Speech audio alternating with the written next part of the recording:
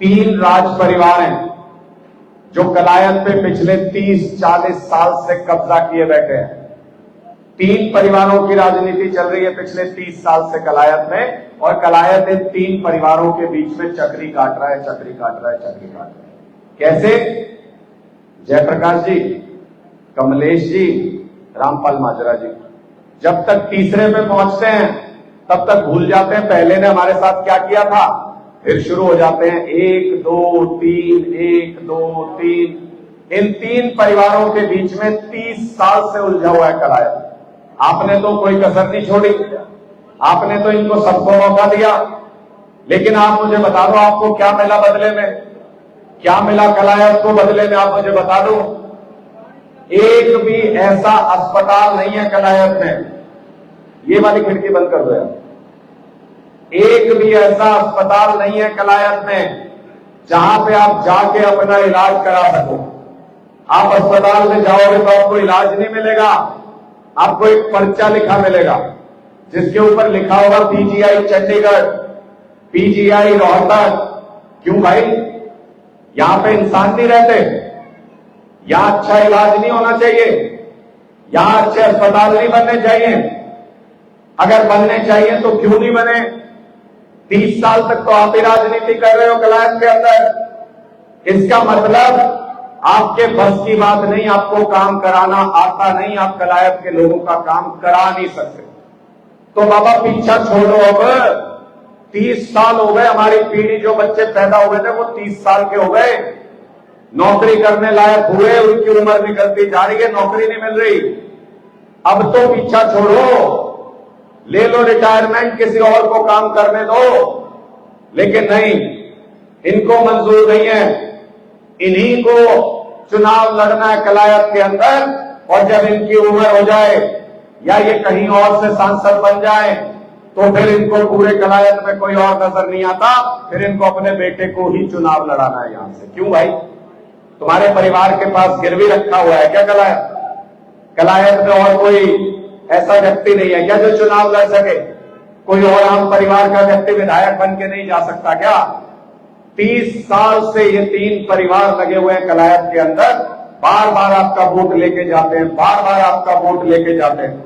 लेकिन आप मुझे बता दो, एक भी अच्छा स्कूल कलायत के अंदर, सरकारी स्कूल जिसमें अच्छे ग्राउंड हो, जिसमें अच्छे कमरे हो, जिसमें बेंच लगे हो बच्चों के पढ़ने के लिए, जिसमें सारे टीचर हो, जिसमें अच्छे टॉयलेट भी हो, एक भी ऐसा स्कूल बता दो पूरे कलायत के अंदर? एक भी स्कूल नहीं है। 30 साल हो गए इनको काम करते, 30 साल आपका वोट मांगते रहो। इसलिए इस बार ये लड़ाई नए मोड़ पे पहुंच गई।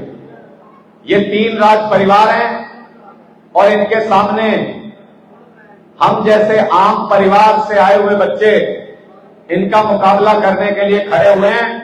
हमने कहा है कि हम स्कूल, अस्पताल, बिजली, पानी की राजनीति करेंगे।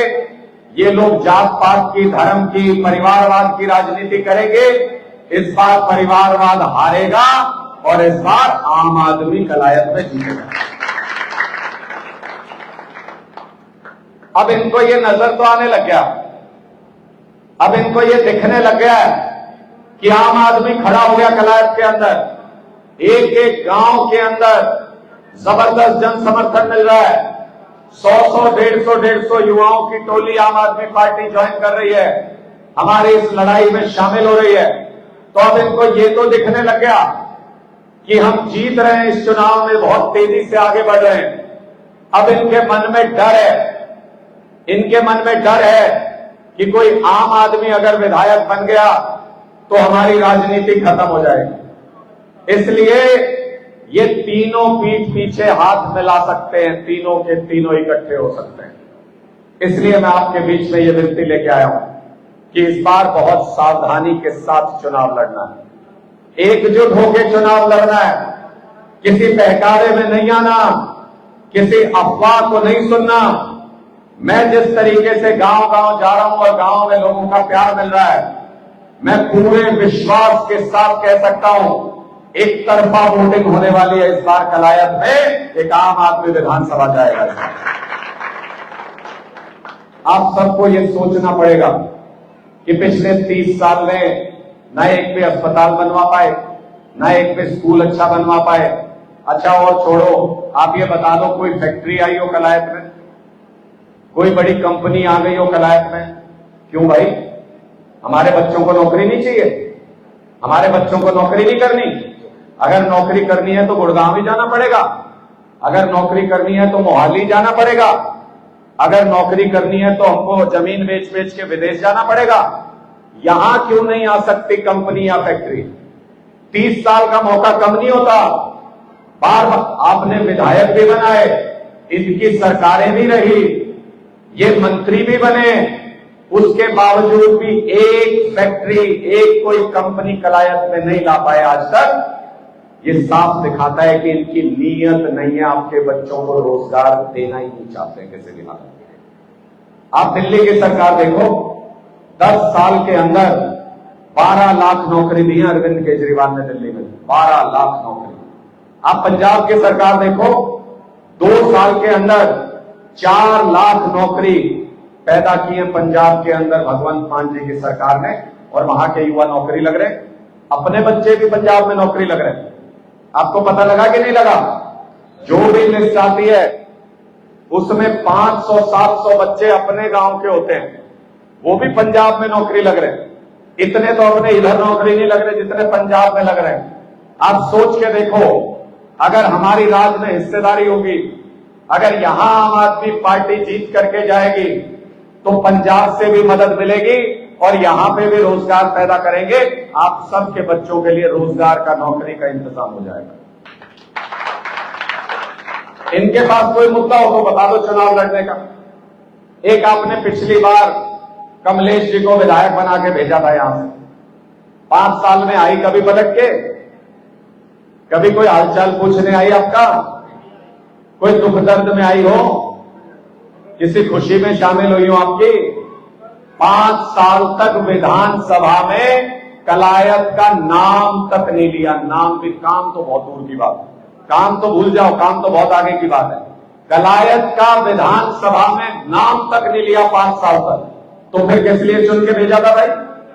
फिर किस लिए भेजा था विधानसभा? जब आप वहां अपनी विधानसभा, अपने इलाके का नाम तक नहीं ले सकते तो फिर विधायक किस नाम के हो? इसलिए इस बार किसी कमजोर आवाज को विधानसभा में भेजना जो वहां जाके आपके हक की बात बोल भी ना पाए। इस बार ऐसी बुलंद आवाज को विधानसभा भेजना कि विधानसभा में कलायत का नाम लिया जाए तो पूरे हरियाणा की राजनीति हिलनी चाहिए, पूरे हरियाणा।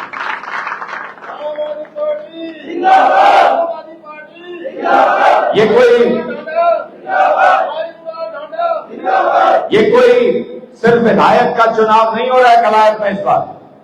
आपको अगर ये लग रहा हो कि जैसे पिछले 30-40 साल से चुनते हैं विधायक ही तो बनाना है, विधायक का चुनाव नहीं हो रहा है इस बार कलायत में। इस बार कलायत में बदलाव का चुनाव हो रहा है।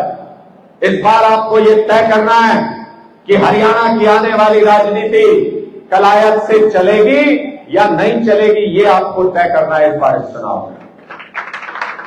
पंजाब में देख लो, हमारी कोई सरकार बन गई थी क्या पहली बार में? लेकिन संगरूर के लोगों ने यह फैसला किया था कि भगवंत मान को चुन के भेजेंगे, हमारी बुलंद आवाज है। और आज देख लो, संगरूर से चलती है पूरे पंजाब की सियासत। शुरुआत करनी पड़ती है। आपने बहुत राज बनाए हैं, कभी सिरसा का राज बना देते हो, कभी रोहतक का राज बना देते हो, कभी नारायणगढ़ का राज बना देते हो। अपना राज कभी नहीं बनाया आप लोगों ने। इनका साथ देके क्या फायदा, मुझे ये बता दो।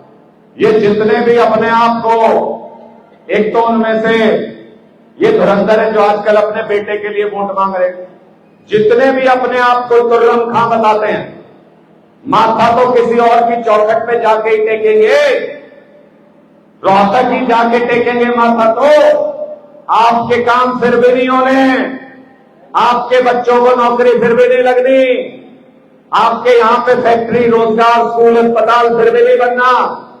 इसलिए अपने इलाके की पहचान बनाने के लिए, अपने इलाके की आवाज को बुलंद करने के लिए अपना नेतृत्व चुनो। अपने घर से निकले हुए, आम परिवार से निकले हुए बच्चों को विधानसभा भेजना शुरू करो। तब आपकी आवाज सुनी जाएगी, तब आपके काम होने शुरू होंगे, तब हुकूमत चलेगी हरियाणा की यहां कलायत से।